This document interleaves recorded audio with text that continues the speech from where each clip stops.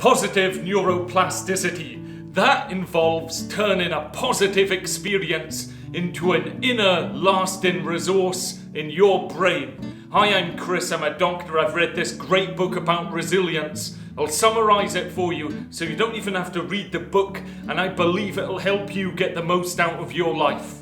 So, experience what you want to develop.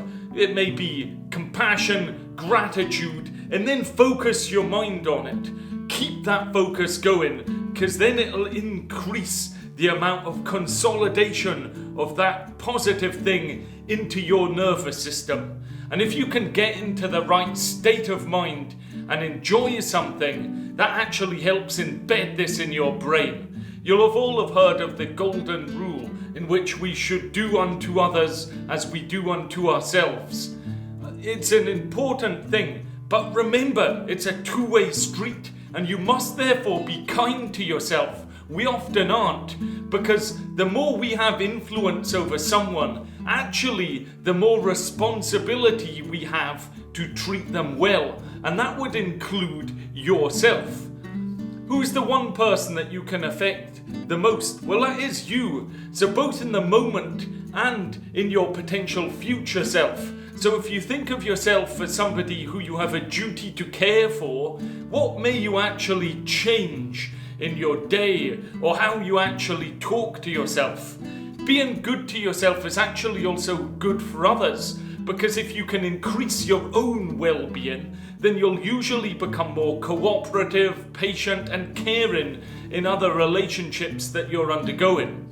And so think about how it would benefit others if you were to feel less stressed, less worried, irritated, and actually more peaceful, contented, and loving.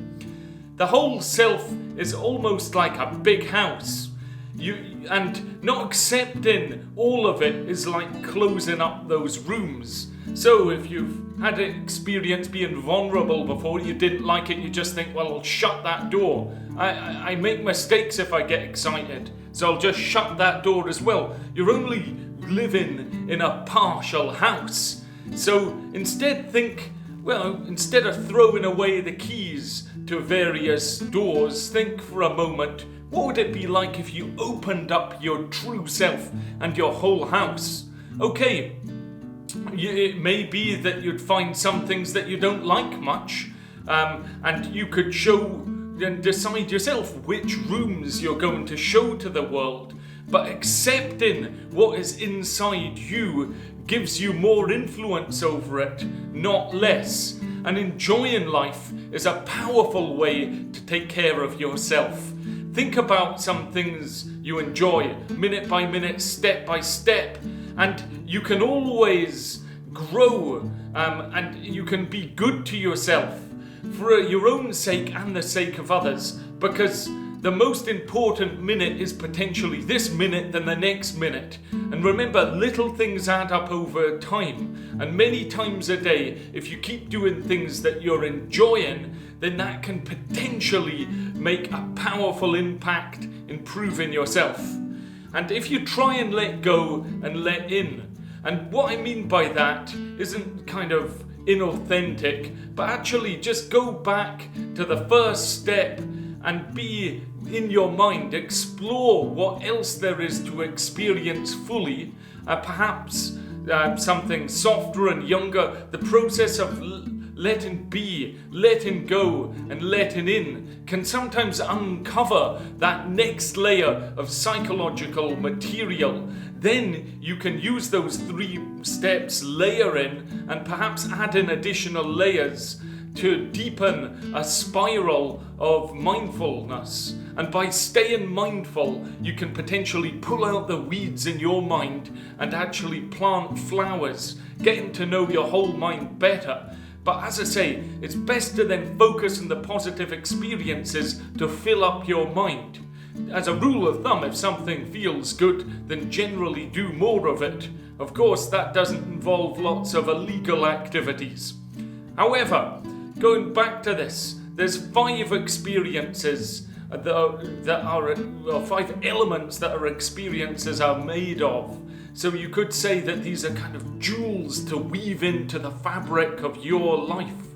And so these would be thoughts, that would include beliefs and images, perceptions, such as sensations, sounds, emotions, those feelings, moods, desires. That would involve both your values and your intentions, and actions, the sense of actually movement and behavior. So try to enrich your experiences and absorb the good ones. There's 5 ways that you can enrich an experience. That would be to lengthen it, deliberately stay a bit longer. Keep that running in your mind, even if it's for a few seconds. Intensify that experience. Open it up and let it be big in your mind. You can turn up the volume in your mind of a voice, and as if you were breathing more, and try and get that bit excited to intensify it, expand it. Just notice other elements in that experience so it involves your mind a bit more. Freshen it. Think of doing it for the first time, and that'll play in your mind more. And the 5th is to value it. Be aware of why that experience is important to you. When you're facing a challenge, and you all will, just try and clarify the challenge that you're facing. Then you can identify the resources that can help, because there's 3 major resources. These would be safety, satisfaction, and connection. Those are your mental resources. There's a distinction between conditions and experiences, between means and ends, and it's very important. And losing sight of that can actually cause lots of stress and unhappiness. For example, a person could get fixated on driving a particular car or obtaining a promotion, then lose sight of the needs that attaining that condition would actually fulfill. Potentially they'd be missing opportunities along the way, and that experience, does it actually meet the desire anyway? Is it the car itself that's the problem, or is it actually a sense of comfort and safety that would provide? Is it the promotion, or is it actually a sense of success and satisfaction? And when you know your true ends, the experience that matter most, then you can actually think about what's already occurring and potentially deliberately create some of these. Because it's possible in your mind to simply be, and if something's upsetting, you can just say, well, that's upsetting, and you can just naturally link the experience with other things that will offset how upsetting it is. This idea, the neuropsychology of linking, it's a powerful method, and it's how the brain learns with associations. So when there's 2 experiences or 2 awarenesses that are held at the same time, they affect each other. And the key is really to make sure that the positive experiences, the beneficial things, always outweigh the negative things, because they can potentially purify your brain. And practice in mindfulness will increase your capacity to do this. And if you get pulled into a negative thought, simply drop it and only focus on the positive things. And then it may be later that you try again with the negative things coming back alongside. This isn't just positive thinking, by the way. It's realistic thinking. Being able to see the whole mosaic of life, of reality. And although there's problems, focusing on the reassuring, pleasurable and useful parts. Because remember, you can accomplish big things with small actions. Agency, that's the sense of being a cause rather than the effect. So agency is present if you deliberately select something. In life, that could be actually taking a step back and taking a hard look at something, a living situation, a relationship, a way of parenting, and in a deep and honest way, recognize that you may need to make a significant change. And this could be hard, it could be painful, but the point is that you would be choosing the change. And that's an example of agency. It makes sense really to focus on what we have agency or some control of, instead of focusing on things that we do not have control of. Because most people know what they should do, but it's actually getting the agency, that determination, and actually doing it. The truth is that most things are beyond anybody's control, and I don't want that to worry you, but there's thousands of things that none of us have control over, and recognizing this can actually often initially feel alarming. But when you get used to it, you actually could feel an easing of tension and a growing sense of serenity. Don't put off sensible actions that can improve your physical health today. It's always easy to say, yeah, I'll do it tomorrow. But instead just think, what can I do today? And at work, when you're reading every email or text sent, and they're relentless. But if you can turn that, even just going to one meeting as a sense of accomplishment, then you're helping yourself, because you'll have lots of different goals, large and small. But if you use each step as an opportunity to feel that you've achieved something, that can be helpful to you. It can build up that sense of being successful, and that helps us manage and weather criticism and be less dependent upon others' approval. Much self-importance and acting superior is actually a compensation for underlying fears of failure and inadequacy. Consequently, feeling like a success deep down can help people lighten up and actually take themselves less seriously. And that durable sense of being successful comes from internalizing many experiences of small success along the way. It's not about just seeing that big trophy, that large car parked in the driveway. So be mindful of succeeding at these small outcomes and notice your progress towards the big outcomes. The more you feel defeated about some things, the more important it is actually to recognize your victories in many other things. There's the heal steps that you could use. This is have a positive, enjoyable experience. Enrich it, absorb it, and consider linking it to overcome negative material, as I've already mentioned. The Dalai Lama had a great quote, and that's, if you can be happy when others are happy, you can always be happy, since there's always someone somewhere being happy. And think of a time when somebody was really glad for you. Perhaps you've been promoted or a health scare turned out to be nothing. And see if you can remember how that touched you.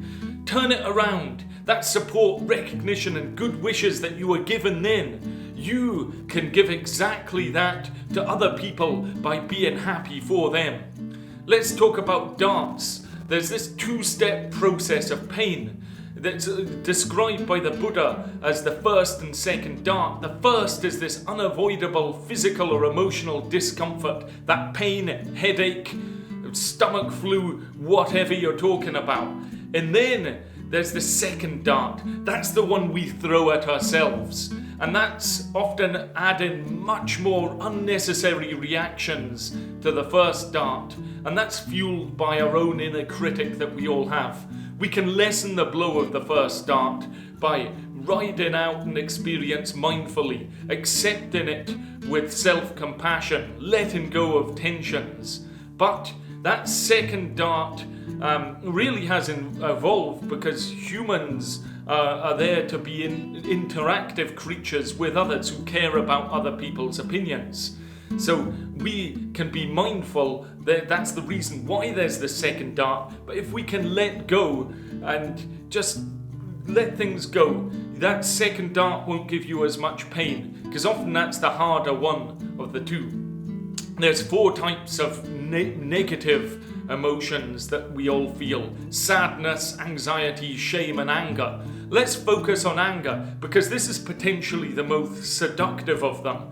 And people don't enjoy being sad, anxious or shame, but anger, that can give this kind of surge of righteous indignation and an energy that comes as stimulation and also a focus. It can draw everything and just give you a target, and that's potentially a way people would compensate from not actually wanting to feel vulnerable and hide hurt. And perhaps it's a way in a relationship of keeping a comfortable distance. But there is a saying describing anger as a poisoned barb with a honeyed tip.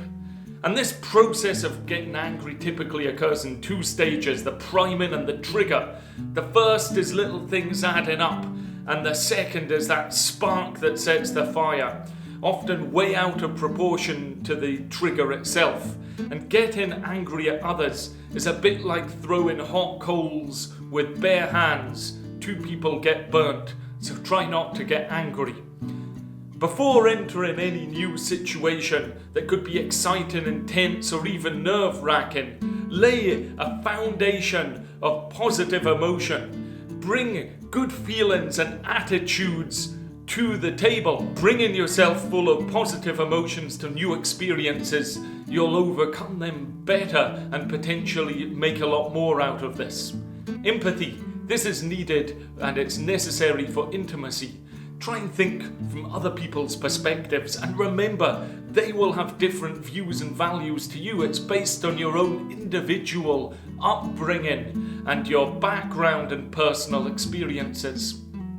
Compassion and kindness in ourselves can be strengthened like any other psychological resource. If we can recognize suffering, see our common humanity, and separate approval from compassion, then we can deliberately internalize well-hearted caring towards others. Focusing on faults of others just creates deadlock and resentment. It's better to practice unilateral virtue. Well, what does that mean? This is focusing on your own responsibilities and your personal code of conduct, no matter what others do. Try to be very clear about what you see, feel, and want in any relationship, and take some sort of things out for yourself from that relationship. If you're thinking about relationships, communication's important, and there's often this sharing experience or solving problems type of communication. Usually sharing experiences is worth it, but if problem solving is getting tense, then it may be worth actually identifying with the person you're speaking with. What kind of conversation are we actually having here? Because if one person's sharing experiences whilst the other is solving problems, often it doesn't work well. And in any significant relationship, you do need authentic, open communication to make it safe for yourself to recognize any real dangers. Talk about talking, separate those problem-solving discussions from sharing experiences. And speaking wisely means actually saying things that are well-intended, true, beneficial, timely, not harsh, and ideally, if possible, wanted. To assert yourself skillfully with somebody, establish the facts and know your values. Focus on the results you want, consolidate your gains, and actually emphasize what will happen from now on. Make requests, not demands, and establish clear agreements. Dreaded experiences. These can cast long shadows over any of us. But what we dread is often actually rooted in our childhood, and today it's much less likely to be painful and less overwhelming than we actually fear. So pick something that's important to you, which you've been putting off pursuing. Next, ask yourself a few questions. What have I been actually avoiding? It's fine to think about some situations or interactions and then dig deeper to find the uncomfortable stresses that you fear might happen in that particular situation. And once you've identified that, then really consider what are the chances of the bad thing actually happening? And even if things do go badly, how painful an event will it actually be? How soon will it begin to fade? How could you cope with the experience? What inner resources now do you have that you could use to deal with this situation? And then think, what are the benefits that would come to you and others from fulfilling what you're putting off out of fear? And then consider if you do want to take that action. Let's talk about forgiveness. There's two types. And one would be, without offering somebody a full pardon, you can still disentangle yourself from any resentment, consider the other person's perspective, and deliberately choose to forgive and let go of any ill will. A second is a full pardon, and that may be thinking about the person as a whole human being, and they've got many parts and deep down are likely to have a good heart. We saw people into two groups generally, us and them. We like and cooperate with us, and we're fearful and attack them. And it's actually generous if you can try and expand your circle of us to include them. And that's actually necessary for us to all live in peace with each other. So as you grow in your inner strength, and I genuinely hope that you do grow in your inner strength, then keep compassion, courage, and resilience, well-being, all improving. And that'll give you more in yourself that you can give to others. And I hope that that beautiful upward spiral will capture you. I hope this has helped a bit. And just remember that big things you can accomplish by taking small actions. I'll see you next time.